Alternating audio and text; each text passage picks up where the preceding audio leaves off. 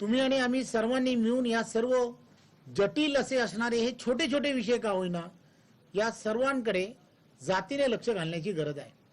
आणि हे प्रश्न जर सोडवायचे असतील तर प्रशासनाबरोबर हात मिळवून एकत्रपणे या विषयाची चर्चा करून हा प्रश्न कसा सुटेल यासाठी प्रयत्न करणं। आणि हा प्रश्न हा आपला सर्वांचा आहे, आपल्या सर्वांच्या जिव्हाळ्याचा आहे। असा जोपर्यंत आपण सर्वजण विचार करणार नाही तोपर्यंत हे प्रश्न सुटणार नाही। आणि मग त्या दृष्टिकोनातून येताच ज्यावेळेला पाहणी करत होतो त्या पाहणी करत असताना प्रत्येक ठिकाणी असणारे हर्डल्स काय आहेत, अडचणी काय आहेत त्या माझ्या लक्षात आल्यात। मी अधिकाऱ्यांच्याही लक्षात आणून दिलंय आणि आम्ही सर्व जणांनी असा विचार केलाय की या सर्व अडचणी दूर करून कोणत्याही परिस्थितीमध्ये डिसेंबर 23च्या अगोदर हा पूर्णच्या पूर्ण रस्ता मग पनवेल पासून पूर्ण सिंधुदुर्गाच्या टोकापर्यंत म्हणजे बांद्यापर्यंतचा असणारा रस्ता हा कसा कंप्लीट होईल यासाठी आम्ही सगळेजण प्रयत्नशील राहू। मला या सर्व विषयांमध्ये आपण सर्व पत्रकारांचे सुद्धा फार या सगळ्यामध्ये मदत हवी आहे। कारण या सगळ्या गोष्टी करत असताना कुठेतरी उगाचच इश्यूज होण्याची फार मोठी शक्यता आहे।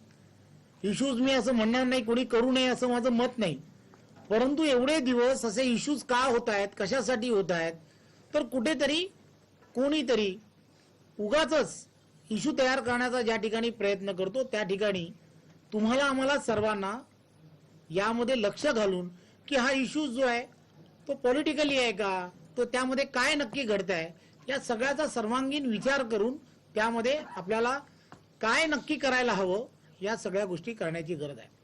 मी तर ठरवलंय की मला या सगळ्या गोष्टीमध्ये कोणत्याही परिस्थितीमध्ये हा रस्ता पूर्ण करण्यासाठी जे एफर्ट्स त्यामध्ये टाकायचे आहेत, जेवढे एफर्ट्स त्यामध्ये टाकायचे आहेत ते या सरकारच्या माध्यमातून आमचे सर्वांचे नेते देवेंद्रजी फडणवीस नेहमीच सांगत असतात चुका या झाल्या तर चुका कोण करतो, जो काम करतो त्याच्याकडून चुका होतात आणि काम करणाऱ्याकडूनच चुका होतात। म्हणजे आम्हाला काम करायचं आहे हे नक्की आहे, त्यामुळे काम करणाऱ्या माणसाबरोबर तुम्ही सगळ्यांनी आमच्या बरोबर राहणं ही फक्त काळाची गरज आहे असं मला वाटतं। अतिशय चांगल्या प्रकारे जे खड्डे पूर्ण रस्त्याला गेल्या काही दिवसापासून पावसामुळे अतिवृष्टीमुळे पडले होते ते रस्त्यामधले खड्डे बुजवण्यासाठी वेगवेगळ्या पद्धतीने तिथे पूर्वी 2च कॉन्ट्रॅक्टर होते, मी कालही सांगण्याचा प्रयत्न केला, आता अधिकचे कॉन्ट्रॅक्टर या सगळ्या गोष्टींमध्ये काम करतायत, डे नाईट काम करतायत। पावसाची सुद्धा उघड देवानी सुद्धा साथ द्यायला सुरुवात केली या गव्हर्नमेंटला असं मला वाटायला लागलंय, आमच्या गव्हर्नमेंटला। त्यामुळे हे सगळं अतिशय चांगल्या प्रकारे खड्डे तिथले असणाऱ्या येणाऱ्या चाकरमान्यांना कमीत कमी कसा त्रास होईल या दृष्टिकोनातून तात्पुरती होईना डागडुजी करण्याचं काम हे मोठ्या प्रमाणामध्ये सुरू आहे।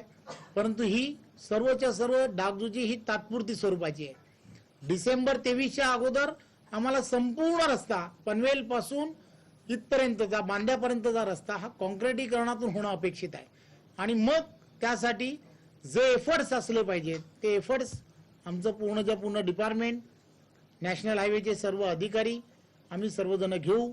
यामध्ये आपण नॅशनल हायवेचे अधिकारी थोडंसं का होईना त्यांची अधिकारी वर्ग हा कमी आहे, त्यामुळे मी माझ्या डिपार्टमेंटमधल्या सर्व अधिकाऱ्यांना सांगितलं की ही जबाबदारी आपली आहे। प्रत्येक टप्प्यामध्ये आपले स्वतःचे डेप्युटी इंजिनियर्स त्यामध्ये अपॉइंट करा। हा रस्ता कोणत्याही परिस्थितीमध्ये लवकरात लवकर कसा पूर्ण होईल, त्याला असणारे पर्यायी मार्ग काय असू शकतात, अशा वेगवेगळ्या ज्या गोष्टी आहेत की ज्या अत्यंत महत्त्वाच्या आहेत त्या सगळ्याचा विचार येणाऱ्या काळामध्ये कसा करता येईल आणि हे कोकणामधील असणारा हा महत्त्वाचा रस्ता त्याला असणारे पर्यायी रस्ते हे लवकरात लवकर या कामांना कशी गती मिळेल यासाठी आम्ही सर्वजण प्रयत्न करणार आहोत। धन्यवाद।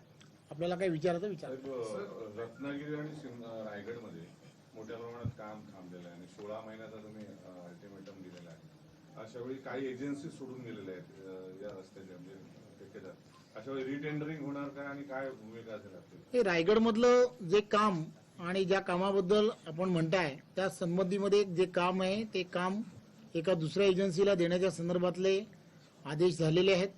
त्यामध्ये फक्त आर्बिट्रेचर जो निर्णय करणार आहे की जो पूर्वीचा जो कॉन्ट्रॅक्टर आहे, हा रस्ता पूर्णच्या पूर्ण BOT मध्ये झाला होता, त्याने जेवढं काम केलंय त्या कामाचा तो जो पैसे मागतोय त्या संदर्भातला फक्त निर्णय, हा निर्णय आर्बिट्रेटर करत असतो. आमचा प्रयत्न आहे की त्याने कामाला मंजुरी द्यावी. काम करण्यासाठी दुसऱ्या व्यक्तीला जर परवानगी दिली तर नक्कीच त्या ठिकाणचं काम पण लवकरात लवकर सुरू होईल. सर, सिंधुदुर्गमध्ये 90% काम झालेलं आहे. रायगड आणि रत्नागिरीमध्ये काय कंडिशन आहे, किती % काम पूर्ण झालेलं आहे? की त्या ठिकाणी पण बऱ्याच ठिकाणचं काम पूर्ण झालेलं आहे. फक्त जे घाटामधलं असणारं जे काम आहे त्या घाटामध्ये भुसभुशीत माती असेल किंवा ह्या सगळ्या गोष्टीमुळे त्या ठिकाणी दरड कोसळल्यासारखं पावसामध्ये मोठ्या प्रमाणामध्ये कोसळली जाते. त्यामुळे काम करणं थोडंसं इम्पॉसिबल असतं. त्यामुळे त्याही संबंधामध्ये जी एक उत्तराखंड असेल किंवा अशी जी परिस्थिती ज्या ज्या ठिकाणी असेल त्या ठिकाणची एक एजन्सीशी बोलणं झालेलं आहे. ती एजन्सी त्या संदर्भात येऊन प्रत्यक्ष पाहणी करून काम कसं करावं या संदर्भातला रिपोर्ट्स येणाऱ्या 10 ते 15 दिवसामध्ये आम्हाला देणार आहे आणि त्यानंतरच्या काळामध्ये गणपतीच्या नंतर त्या कामाला कशी गती मिळेल यासाठी प्रयत्न करू. सर, नाना प्रोजेक्ट को लेकर आपने आज सुबह कहा कि वो फिर से रिवाइव होगा. पिछली सरकार आपकी ही उसे रोक कर गई थी, स्क्रैप कर दिया था, तो क्या वजह है रिवाइव करने का वापस? आपने किसी ने तो मुझे पूछा था कि इसके अंदर वहाँ के जो MLA हैं राजन सालवी जी, इनको ऐसा लगता है कि नानार प्रोजेक्ट होना चाहिए. तो हमने भी कहा कि नानार प्रोजेक्ट होना चाहिए, ये हम पहले से कह रहे हैं, तो हम भी उनके साथ में. तो उन्होंने हमको सपोर्ट डिक्लेयर किया है और वो आज मेरे साथ में थे. वो वही बता रहे थे कि नानार प्रोजेक्ट होना चाहिए. तो जहाँ पर होना चाहिए उसके बारे में सरकार तय करेगी, लेकिन नानार प्रोजेक्ट ये होगा, ये तय है. सर, 56 लेकिन मिडल क्या कट वजह आहे है कि साहेब, उनका 56 इतना मिडल विचार हो कट गया है? सिंधुदुर्गात क्योंकि ते पहले उनकी धारामध्ये पार्टी ते 56 अपोज मिडल कर रही कट थी. धोकादायक आहे आणि 6 महिन्यामध्ये 17 बळी गेलेले आहेत. ते 56 मिडल कट बंद करण्यासंदर्भात त्या निर्णय घेणार. मी या संदर्भामध्ये अधिकची जी माहिती आहे ती माहिती गोळा करण्यासाठी डिपार्टमेंटला सांगितलेलं आहे आणि नक्की ज्या ज्या अडचणी आहेत त्या रस्त्यामध्ये किंवा ज्या अडचणी त्या सूचना किंवा या सगळ्या गोष्टी आमच्यापर्यंत पोहोचतील त्यामध्ये नक्कीच जी उपाययोजना जी करायला पाहिजे ती उपाययोजना नक्की करू. राजन सालवी जी ने कल भी एक मुलाकात की थी आपसे, आज भी की है, उनके बारे में कुछ अफवाह भी हुई थी, क्या है सच्चाई, क्या है, क्या इसलिए मिले थे वो? कि आपके सोच आपको मालूम होना चाहिए कि विधान सभा में ये जो लक्ष्य विधि हुई थी, तो जो लक्ष्य विधि के वक्त ही मैंने कहा था कि लक्ष्य विधि का जवाब देते हुए कहा था कि मैं 22 तारीख को वहां पर एक मीटिंग लूंगा. आप सभी लोक प्रतिनिधि जो है कोकण के आजी माजी जो सब लोग हैं उनको मैंने वहां पर इनवाइट किया था. उन सभी को पूछा गया कि आपकी क्या सूचनाएं हैं और फिर उसके बाद में वापस कहा गया कि 26 तारीख को मैं खुद सब अधिकारियों के साथ में यहाँ पर जाने वाला हूँ, मेरा दौरा है. तो आप सभी लोग जहाँ जहाँ पर आप लोगों की आपका मतदार संघ है वहाँ पर आप ज्वाइन होइए और जो आपकी तकलीफें हैं या जो आपकी सूचनाएं हैं वो आकर हमें बताइए.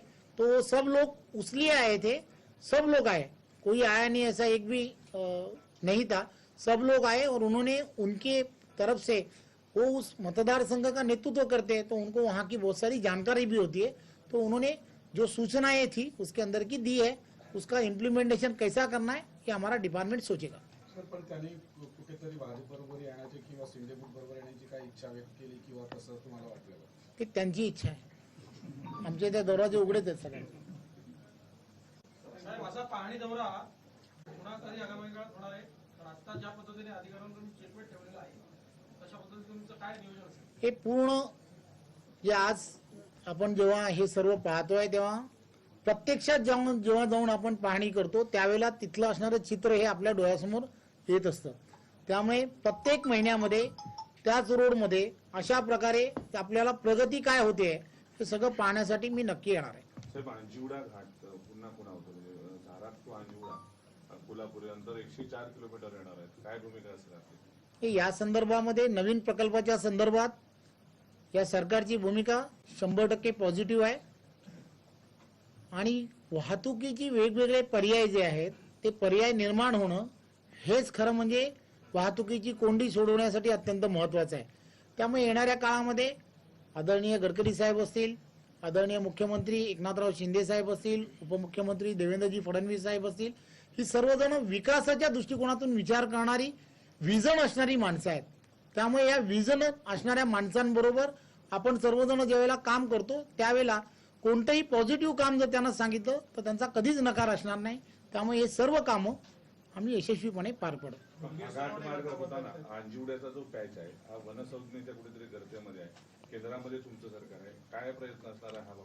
हे पुन्हा मी तेच सांगितलं की टू टायर झालाय. सरकार केंद्रातलं ही आमचंच आहे आणि महाराष्ट्रातलं सरकार सुद्धा हे आमचंच आहे. त्यामुळे टू टायरचं ज्या ठिकाणी सरकार असतं त्यावेळी ते गतिमान असतं. त्यामुळे गतिमान सरकार बरोबर आपण सगळीजण आता येणाऱ्या काळात आहोत. त्यामुळे ह्या सगळ्या ज्या गोष्टी आहेत त्या लवकरात लवकर पूर्ण होतील. हे घोडगे सोनवडे घाटाबद्दल पूर्वी पण बऱ्याच वेळेला चर्चा झाली आहे आणि या सगळ्या गोष्टीमध्ये आम्ही पॉझिटिव्ह आहोत. त्यामध्ये काही अडचणी आहेत असंही बऱ्याच वेळेला सांगितलं जातं, पण पुन्हा प्रश्न आणि प्रश्नाच्या उत्तरामध्ये वारंवार सांगण्याचा प्रयत्न करतोय.